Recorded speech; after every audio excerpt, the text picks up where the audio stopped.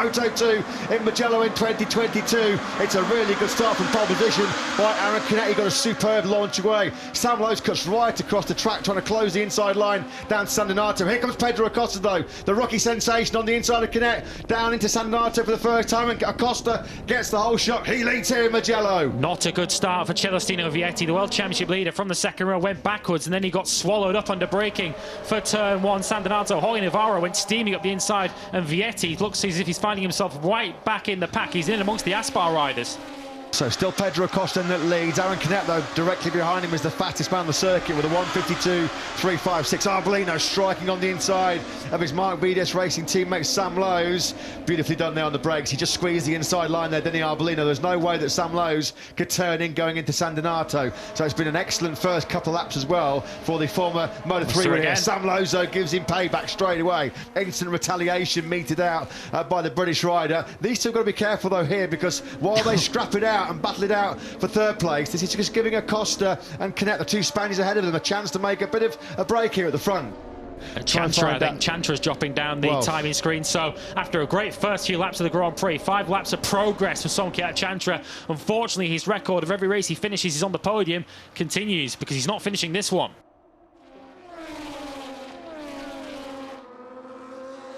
But once again, Joe Roberts loves that wider line, doesn't he, to try and get the run onto the main straight. It almost fakes you into thinking that Agura is trying to go up the inside of him. That's just the line that Joe Roberts seems to prefer as he goes through Puccini to get that late apex and get the slingshot down the main straight. But it doesn't appear to have worked, because Agura is drawing alongside him there. He's on the outside, but he's going to be able to pull in front before they arrive at the braking zone. And the two Mark BDS teammates are going side by side as well. It looks like Arbolino has regained third once again. Yeah, Arbolino back up the inside of Sam Lowe's then into San Donato. Likewise, Agura using some slipstream behind Joe Roberts to get himself back into that 5th place. Canet will be working out right now just where his compatriot ahead of him is weak, where he's strong, just calculating his moment to maybe attack. Canet gets a really good run through the Biondetti chicane as well. He was much quicker on the exit of that corner. Acosta looks like he wants to go into the corners pretty hard and carry a lot of early corner speed, and it perhaps costs him on the way out. Onto the main straight then to complete lap 8. Little bit of a gap behind them, back to the Mark BDS riders, who have got a little bit more space between them now. Looks like Sam Lowe's is, if anything, falling back into the clutches of Agura and Joe Roberts, and he might fall behind them here. Agura then on the inside of Lowe's into San Donato. He gets it stopped nicely into the apex, so Agura now moves up to 4th, and crucially with Vietti still unable to close in on this leading 6, that's another championship point closer to the overall leader for Agura.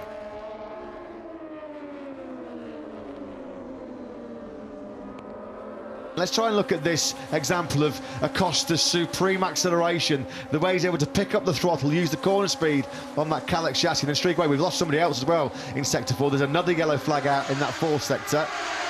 So Acosta over the line, he was 2 kilometers an hour faster than Aaron Canet over the finish line, despite Canet theoretically having a slipstream. Agura then steams up the inside once again of Tony Arbolino. I think it's Lorenzo Dalla Porta, indeed it is, who's crashed out, who's had a fairly decent weekend, but he is out. That was close there between Sam Lowe's and Joe Roberts in San Donato. They were elbow to elbow, knee to knee. Close action here in Moto2. It was Lorenzo Dalla Porta. Then he looked like he was on course maybe to have his best result in the Moto2 World Championship. Under pressure he was from Augusto Fernandez.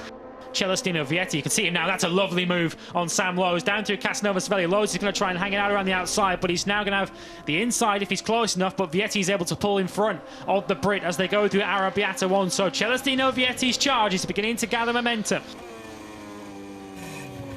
Somebody's gone down. Canet, I think as it's the second rider in the group. I'm pretty sure it's Aaron Canet who's gone down now, that leading group. It disappeared off the right side. It is Canet. Oh, dearie me. Can you believe it?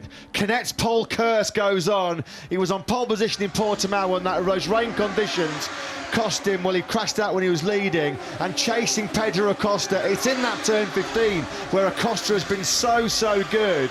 Here we go then, into Puccini comes Pedro Acosta, your race leader. Canet follows him in, doesn't follow him out though, unfortunately. Canet, he goes down. How decisive could that be in the World Championship? Because already we're only in round 8. That is a 3rd DNF of the season for Aaron Canet. So Pedro Acosta then inherits a 1.6 second lead now over the chasing pack now, which is led by Ayagura, who sits in second place. I'm just trying to look down our timing screen. So Agura now in second, Joe Roberts now up into the podium in third, and Celestino Vietti, who's now gone past Tony Arbolino amongst all of that. While we're looking at the replays of Canet, Vietti can suddenly see second place up ahead of him and potentially increasing his World Championship lead. Yeah, what an opportunity this is then for Vietti to claw back some points or extend his lead in the World Championship. He will have seen Canet go down, biting the dust at the final corner. No dream first victory then for Aaron Canet. Fermin Aldersgate gets a long lap penalty as Roberts gets up the inside of Agura, going down into Scarperia. They lean on each other going through Pelagio. I think Roberts has got the best of it coming out of turn number 11, and Vietti now also goes through on Ayagura. That was the skirmish there. Roberts picked up Agura going through Pelagio, ran him wide, and then Vietti said thank you very much. He just moved into the clear tarmac. So it's Pedro Acosta, the runaway leader now here in Mugello, with Canet out of the action. Joe Roberts then it is who's moved up into second place. He was the Portimao winner just a few weeks ago, and now Celestino Vietti looks like he may well be rescuing another podium here with a stunning late charge. Vietti into third. Sam Lowe's has gone down. Oh no, Sam Lowe's has gone down, and his wretched run continues in 2022. Vietti got a problem. Oh no, what's happening here to Celestino Vietti? Celestino Vietti's had a mechanical. Well, we've got more late drama. We had so much late drama going off in Moto3. Head in hands for Pablo Nieto, team boss of Mooney VR46. They can't believe it. Here he comes on the number 51 machine. He's been absolutely superb throughout this Grand Prix. Started it in second behind fellow Spaniard Aaron Canet. He led right from the very first corner. It's been picture perfect here for Pedro in Mugello. He comes out of the final corner. A sweet, sweet moment for Pedro Acosta. History is made, ladies and gentlemen, in the Moto2 World Championship. Pedro Acosta becomes the youngest rider to win a Grand Prix in the Intermediate World Championship category. Congratulations to him. Antonio Mazzio, the president of the Regional Council of Tuscany, shakes hands with the podium finishers and presents the first Moto2 Winners' Trophy to Pedro Acosta.